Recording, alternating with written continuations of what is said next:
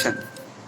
हाँ बेटा, हम आज आपको देखिए division of line segment internally in ratio समझाएंगे, तो आप इस वीडियो को बहुत अच्छे से देखिएगा। इसके अलावा आपने कई क्वेरीज मेरे पास भेजी हैं और आपके एग्जाम आ रहे हैं, तो आप उस पर अच्छे से फोकस करिएगा और जो भी आपकी क्वेरीज हैं मैं उसको पूरी सॉल्व करने की कोशिश करूँगा। जो आप कमेंट्स देते हैं उसका एक आप और जो भी आपकी क्वेरीज हों उस पर आप डालिएगा और मैं उनको पूरा आपको सॉल्व।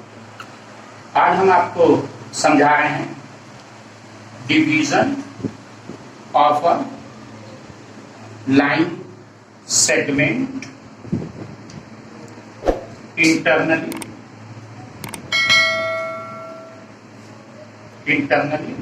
In ratio. कोई आपकी लाइन सेगमेंट है, इसके पॉइंट आपने ए बी ले लिए, ये कोऑर्डिनेट आपने x1, y1, बी के कोऑर्डिनेट x2, y2। क्लियर? अब मान लीजिए कोई लाइन सेगमेंट कहीं पे इंटरनली डिवाइड है, दिस पॉइंट इज सी और ये डिवाइड टू पार्ट्स में है, दैट इज द रेशियो। एक रेशियो को हमने लेट कर लिया कि ये m है और इस रेशियो को लेट कर दिया n है। क्लियर? तो what is the formula of this line segment? So x equal to m x2 plus n x1 upon m plus n।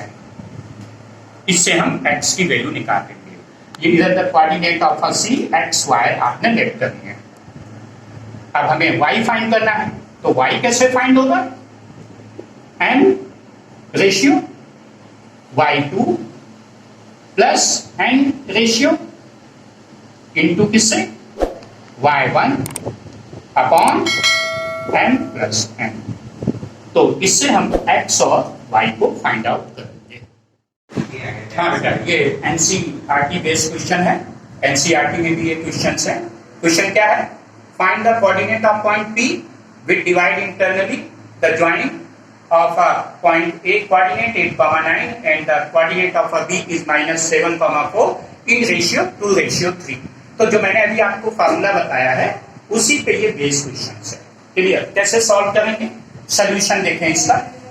आपका point A 8,9 and B -7,4, it means x1 is 8 and y1 is 9, x2 is -7, y2 is 4। Okay, let कर लिया जिसके हमें coordinate find करने हैं। Let coordinate of a point P x, y, ये आपको find करना है। Clear? Ratio is m2 and n is 3। Clear? अगर आप इसको बनाना चाहते हैं तो फिगर से भी बना सकते हैं। A it is B, coordinate of A is 8,9, coordinate of B is -7,4। Let this point is P, इसके कोऑर्डिनेट आपने x y ले लिए। This is the ratio, this ratio is 2 and this ratio is 3। Okay, now we solve it. x equal to क्या formula था आपका? mx2 plus nx1 upon m plus n। So x equal to m की value क्या है? 2 into x2 -7। Clear? Plus n कितना है? 3 into 8। Okay, upon m plus n यानी 2 plus. So x equal to 2 into 7 -14 plus 3 8 24 upon 5। So x equal to -14 plus 24 यानी कि plus 10 upon 5, 5 2 so x is equal to 2। Now y equal to, इसी तरह से y का formula m y2 plus n y1 upon m plus n. So y equal to m is 2 into y2, 4 plus n, 3 into y1, 9 upon 2 plus 3. Okay, so what value is y equal to 8 plus 27 upon 5. इतना clear? So y equal to 35 हो गया, 27 plus 8 upon 5 cancel 7. Therefore, the point of a P are 2, 7. So we find the point P of this. Clear? Question है, in what ratio does the x-axis cut the line segment joining 5, 8 and 7, -3? Important question for board exam, NCERT and UP board also. Clear?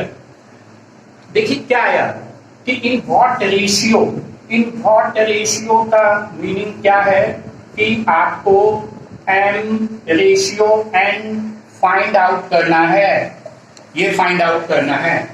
Clear? अब ये cut कहां पे कर रहा है? Cut at the x axis. It means y is 0.